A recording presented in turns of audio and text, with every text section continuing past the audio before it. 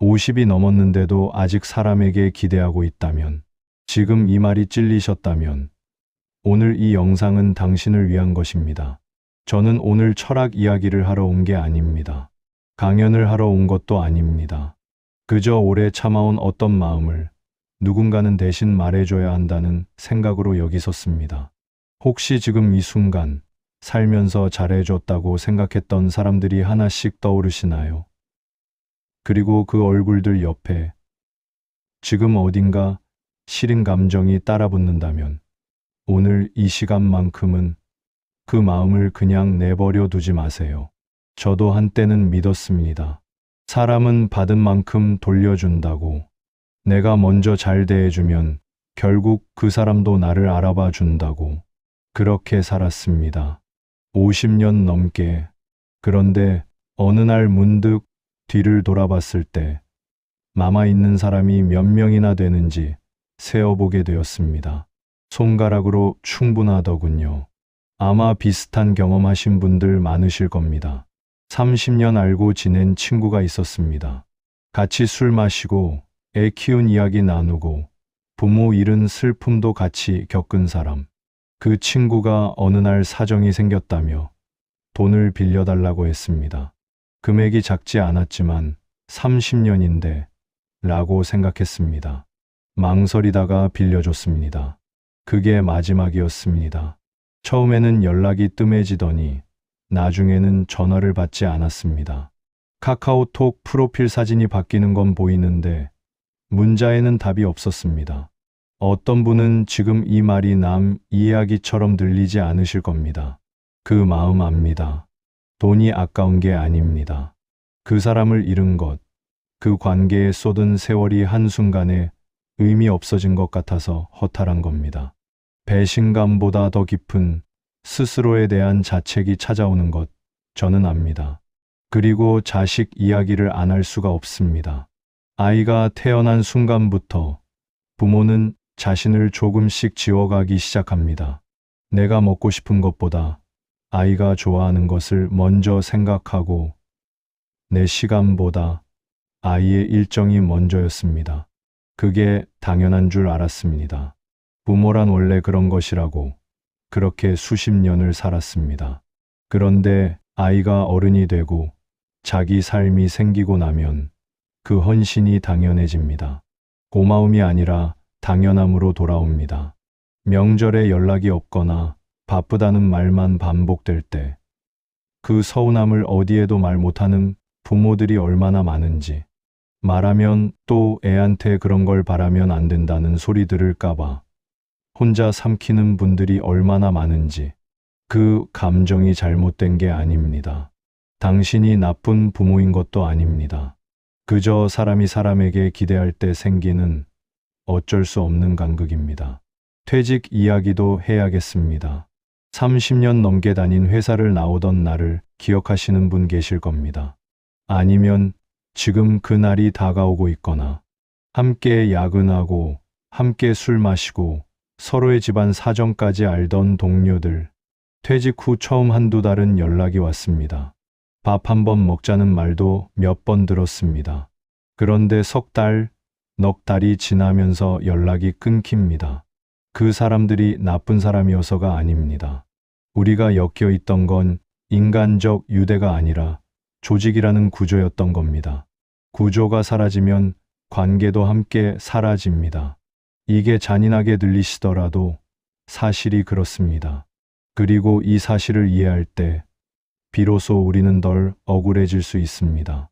이쯤에서 철학 이야기를 조금 해도 될 것 같습니다. 어렵지 않습니다. 그냥 같이 생각해 보는 겁니다. 19세기 독일의 아르투어 쇼펜하우어라는 철학자가 있었습니다. 그는 굉장히 비관적인 사람으로 알려져 있습니다. 하지만 저는 그를 비관론자라고 부르지 않습니다. 저는 그를 솔직한 사람이라고 부릅니다. 그가 한 말 중에 이런 게 있습니다. 인간은 결핍된 존재라고. 처음 들으면 부정적으로 들리죠.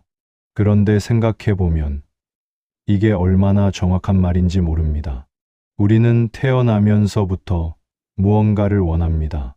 배고프면 먹고 싶고, 먹으면 자고 싶고, 자고 나면 또 다른 것이 갖고 싶습니다. 관계도 마찬가지입니다. 한 사람이 생기면 그 사람에게서 인정받고 싶고, 인정받으면 더 많은 애정을 원하고, 애정을 받으면 이번엔 헌신을 바랍니다. 이건 그 사람이 욕심쟁이여서가 아닙니다. 인간이 원래 그렇게 설계되어 있기 때문입니다. 쇼펜하우어는 욕망은 끝이 없다고 했습니다. 원하는 것을 얻으면 잠깐 만족하지만 곧 또 다른 결핍이 찾아온다고. 그래서 행복이란 무언가를 얻는 순간이 아니라 고통이 잠시 멈추는 순간일 뿐이라고 했습니다. 이 말이 슬프게 들리시나요? 저는 처음엔 그랬습니다. 그런데 지금은 다르게 느낍니다. 이 말을 받아들이고 나서 저는 오히려 사람에게 덜 실망하게 되었습니다. 상대가 나쁜 게 아니라 인간 자체가 그런 구조를 가지고 있다는 걸 알게 되니까요.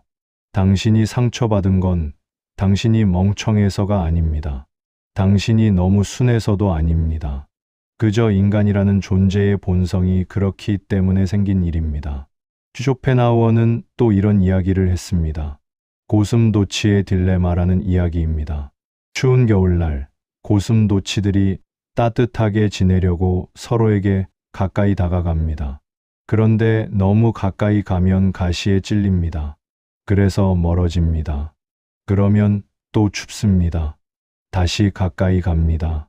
다시 찔립니다.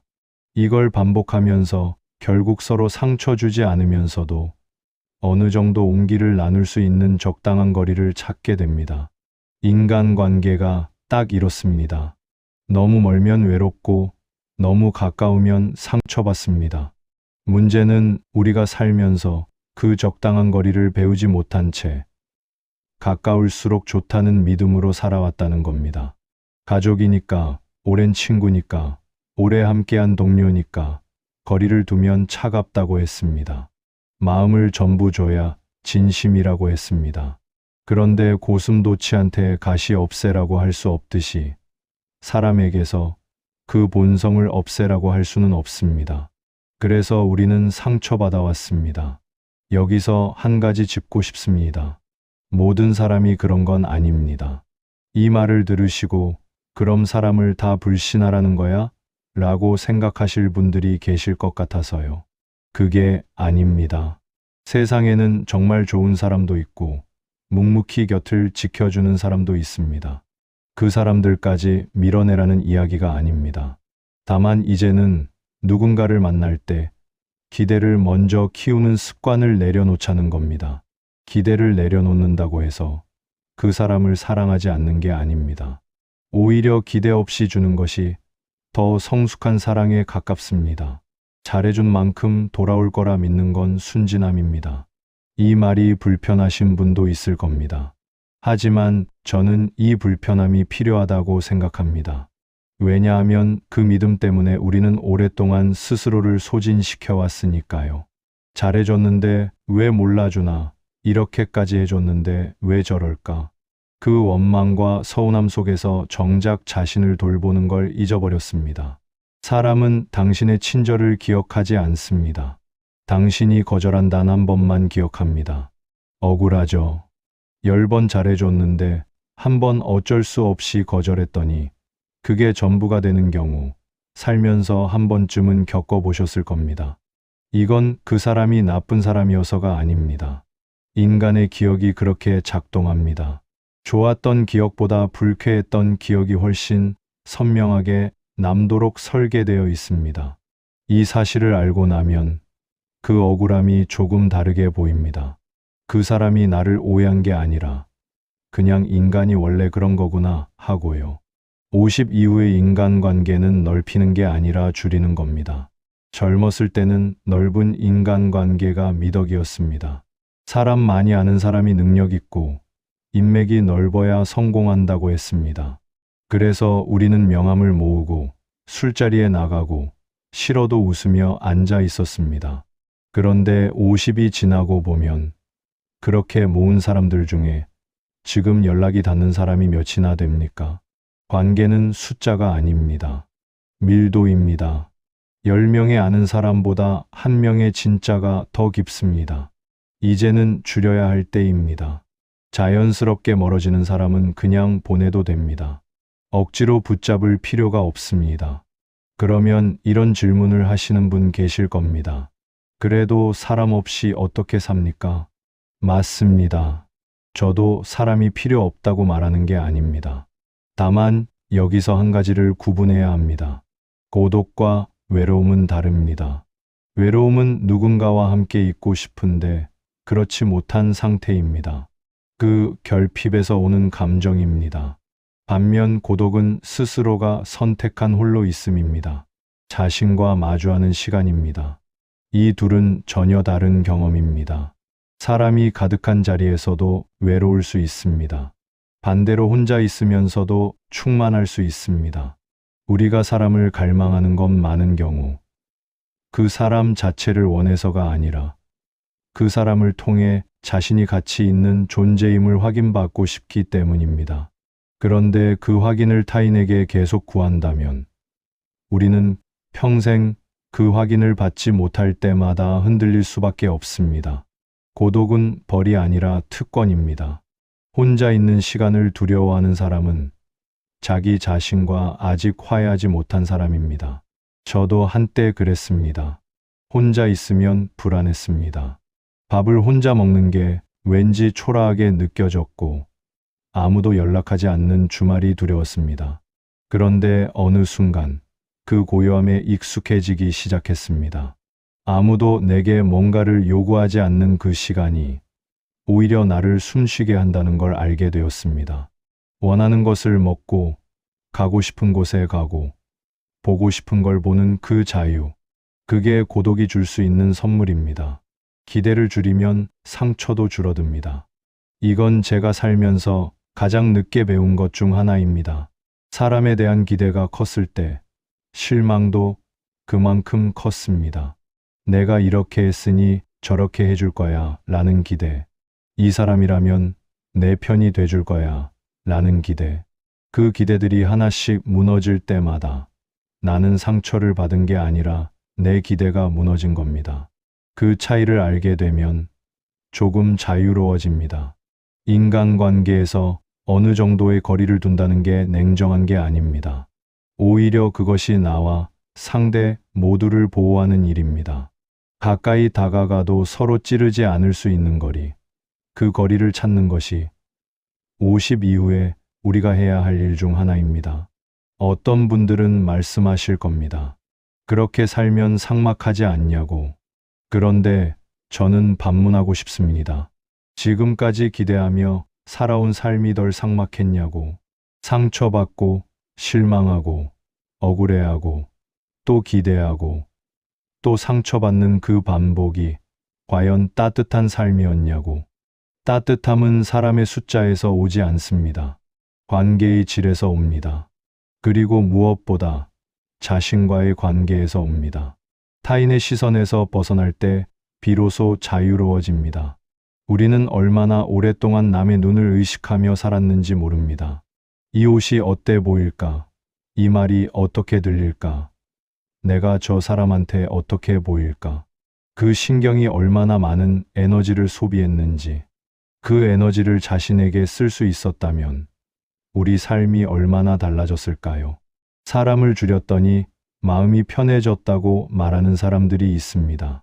처음엔 그 말이 이해가 안 됐습니다. 관계를 줄이면 더 외롭지 않을까 생각했습니다. 그런데 직접 경험해 보니 알겠습니다. 관계를 줄인다는 건 삶을 줄이는 게 아닙니다. 소음을 줄이는 겁니다. 불필요한 에너지 소모를 줄이는 겁니다. 그리고 그 고요함 속에서 오히려 더 선명하게 자신의 목소리가 들리기 시작합니다. 당신이 그동안 관계에서 상처받은 건 당신이 약해서가 아닙니다. 당신이 진심이었기 때문입니다. 진심을 주는 사람이 더 많이 상처받는 게 이 세상의 아이러니입니다. 그런데 그 진심이 잘못된 게 아닙니다. 다만 이제는 그 진심을 조금 더 선택적으로 써도 된다는 걸 압니다. 모두에게 줄 필요 없습니다. 진짜인 사람에게만 줘도 충분합니다. 이 세상에 당신의 마음을 있는 그대로 받아줄 수 있는 사람이 한두 명이라도 있다면 그걸로 됩니다. 그 한두 명이 소중합니다. 그 관계를 지키기 위해서라도 나머지에서 에너지를 아껴야 합니다. 저는 오늘 이 이야기를 하면서 계속 한 가지를 생각했습니다. 우리가 이 나이까지 버텨온 것, 그 자체가 대단한 일이라는 겁니다. 상처받으면서도 실망하면서도 그래도 또 살아냈습니다. 그 힘이 어디서 왔을까요? 결국 자기 자신에게서 왔습니다. 아무도 알아주지 않아도 혼자 일어선 날들이 있었습니다. 그게 당신입니다. 그러니 이제는 그 힘을 타인에게 증명하는 데 쓰지 마십시오. 더 이상 잘 보이려 애쓰지 않아도 됩니다. 좋은 사람처럼 보이기 위해 자신을 구기지 않아도 됩니다. 인정받기 위해 불필요한 관계를 유지하지 않아도 됩니다. 당신이 먼저 자신을 인정해야 합니다. 그 인정이 안에서 나올 때 밖에서 오지 않아도 괜찮아집니다. 이제는 잘 보이려 애쓰지 않겠습니다. 대신 나 자신에게 떳떳하게 살겠습니다. 이 한 문장이 오늘 이 시간의 전부입니다. 거창하지 않아도 됩니다. 선언이 요란할 필요 없습니다. 조용히, 그러나 단단하게, 오늘부터 조금씩 자신 쪽으로 돌아오시면 됩니다. 당신은 충분히 오래 다른 사람들을 위해 살았습니다. 이제 조금은 당신 자신의 차례입니다. 이 이야기가 마음에 남으셨다면 구독과 좋아요, 그리고 당신의 생각을 댓글로 남겨주세요. 다음 이야기에 많은 힘이 됩니다.